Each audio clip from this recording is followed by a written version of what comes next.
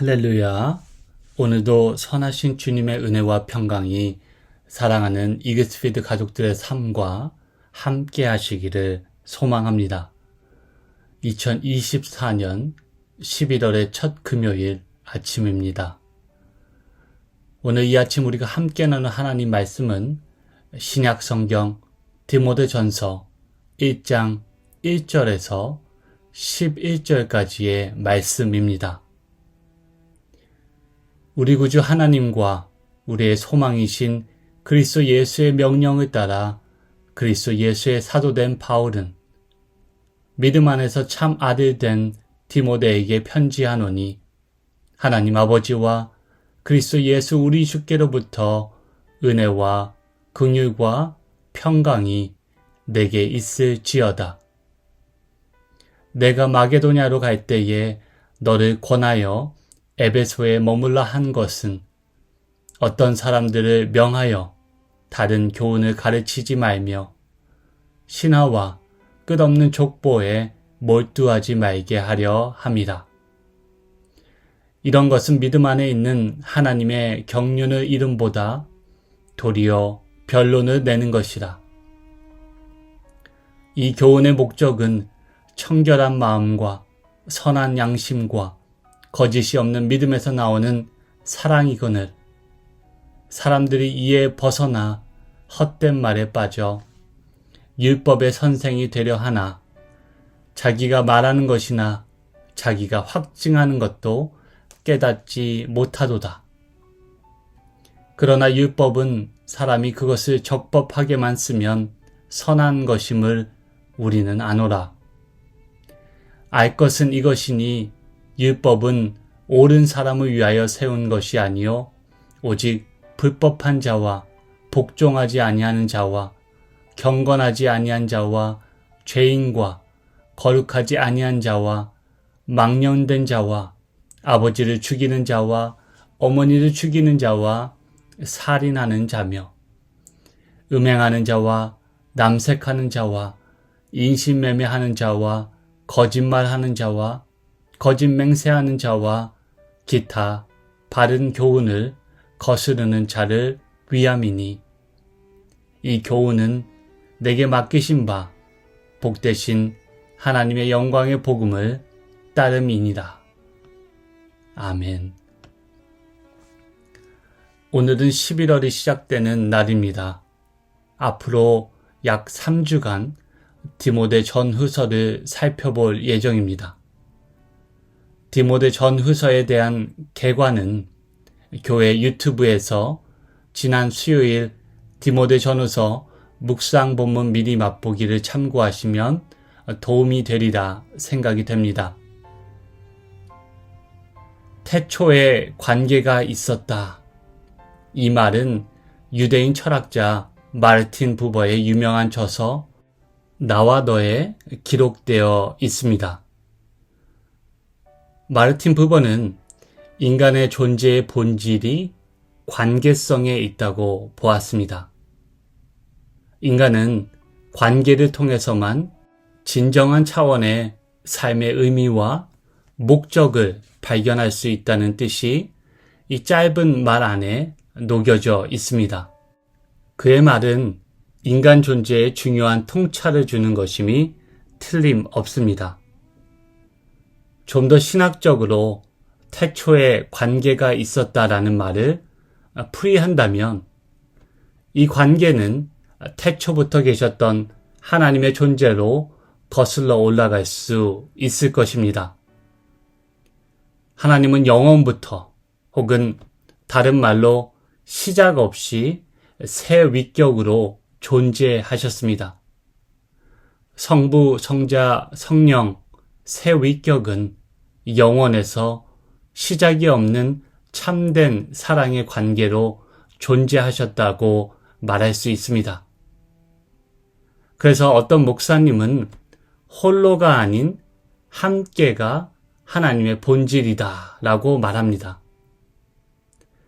제 요지는 그 하나님의 형상으로 지음받은 우리 인간도 그로 인하여서 근본적으로 관계적 존재라는 말씀을 드리고자 서두를 좀 길게 설명하였습니다. 함께 묵상하기 시작하는 디모데전서의 서두에 해당하는 1절에서 2절을 보시면 서신의 시작에 관계가 있다는 사실을 확인할 수 있습니다. 어떤 관계가 등장합니까? 바로 서신의 발신자인 바울과 수신자인 디모데가 등장합니다. 바울은 디모데를 향해 믿음 안에서 참 아들이라 그렇게 그를 부릅니다. 바울과 디모데는 생물학적인 차원이 아닌 믿음이 만들어낸 생명으로 서로 연결된 존재였습니다. 그리고 바울이 예수 그리스도께로 받은 생명의 믿음을 디모데에게 전수했다는 면에서 그는 그의 아비가 되고 디모데는 그의 영적인 생명의 아들이 되었다는 뜻입니다. 바울이 전한 복음은 단순히 교리체계나 종교적 규례 혹은 율법이 아니었습니다.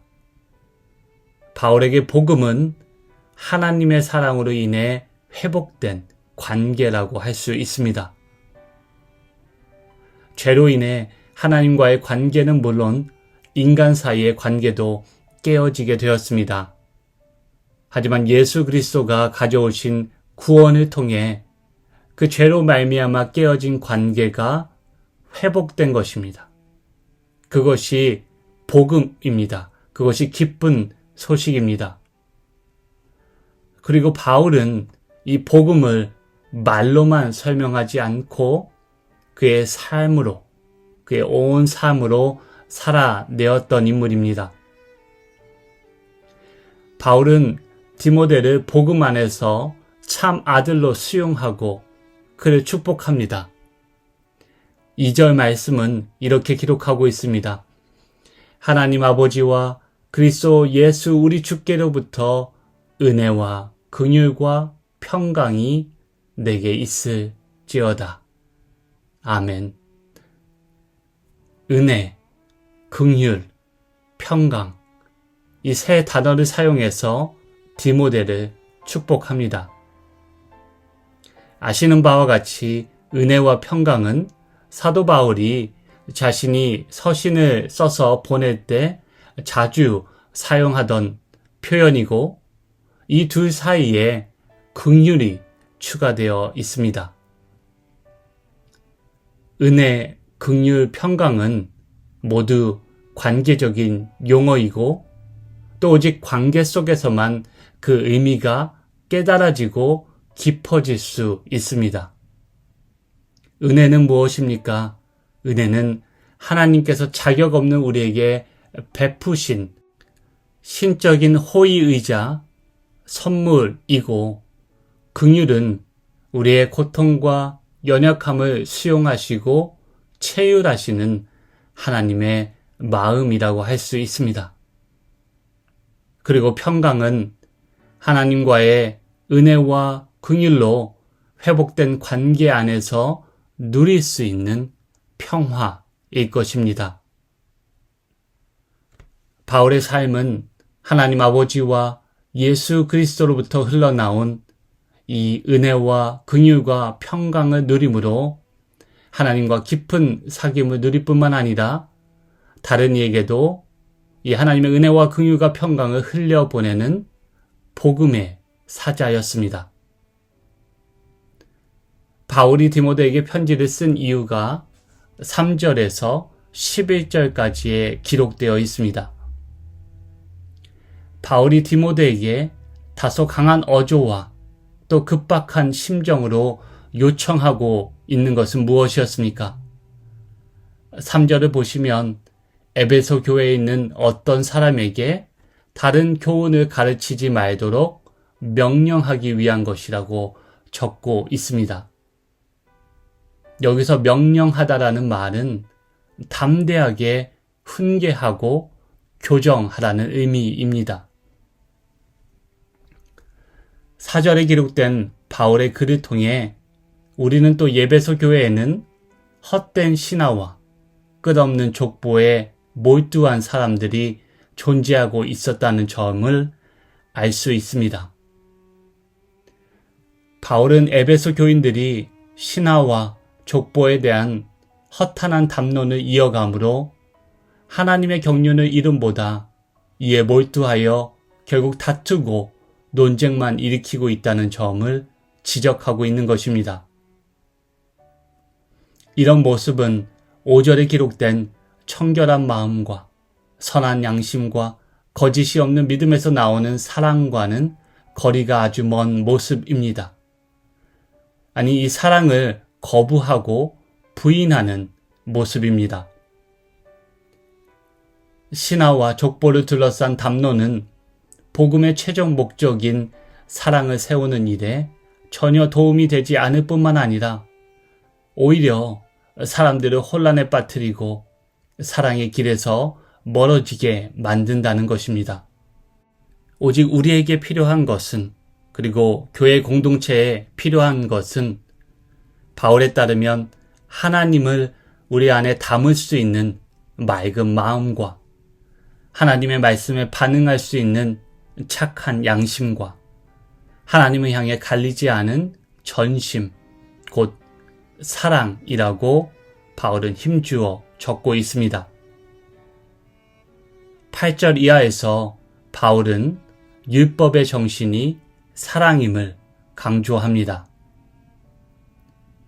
사랑하라, 그리고 그대가 원하는 것을 하라. 어거스틴이 기록한 책에 나오는 아주 유명한 말입니다. 이 말의 핵심은 사랑이 율법의 핵심이자 그 궁극적인 목적이라는 뜻입니다. 진정으로 사랑하면 마음속 깊은 곳에서부터 하나님의 사랑이 자리 잡고 있을 때, 그때서 우리는 자연스럽게 율법의 계명을 지킬 수 있다는 뜻입니다. 율법은 단순히 규율을 준수하는 것이 아닌 하나님과 이웃에 대한 사랑을 진정으로 실천하는 것입니다. 지금 에베소 교회 공동체 안에는 정작 중요한 이 율법의 정신, 곧 하나님에 대한 그리고 이웃에 대한 이중 사랑을 깨닫지 못하고 율법을 들먹이며 사람들을 정죄하는 율법 교사가 있었고, 또 그들에게 영향을 받고 받을 수 있는 성도들이 있다는 점을 바울은 염려하였던 것입니다. 바울은 일전에도 고린도 교회에 보내는 서신에서 사랑으로 세우지 아니하면 모두 헛되다고 말한 바가 있습니다. 고린도전서 13장 1절에서 2절, 그리고 마지막 절 13절 말씀을 연속해서 읽어드리겠습니다. 내가 사람의 방언과 천사의 말을 할지라도 사랑이 없으면 소리나는 구리와 울리는 꽹과리가 되고, 내가 예언하는 능력이 있어 모든 비밀과 모든 지식을 알고 또 산을 옮길 만한 모든 믿음이 있을지라도 사랑이 없으면 내가 아무것도 아니요. 13절 말씀, 그런즉 믿음, 소망, 사랑, 이 세 가지는 항상 있을 것인데 그 중에 제일은 사랑이라. 아멘. 사랑은 교회 공동체의 선택이 아니라 본질입니다. 사랑은 태초로부터 이어져 온 하나님의 형상이며 예수 그리스도께서 자신을 비우고 내어줌으로 교회 공동체에 돌려주신 것입니다. 교회에 항상 있을 것은 청결한 마음과 선한 양심과 거짓이 없는 믿음, 사랑입니다. 사랑하십시오.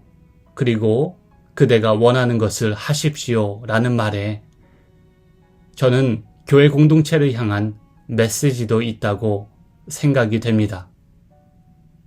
사랑하십시오. 그리고 교회가 원하는 것을 하십시오.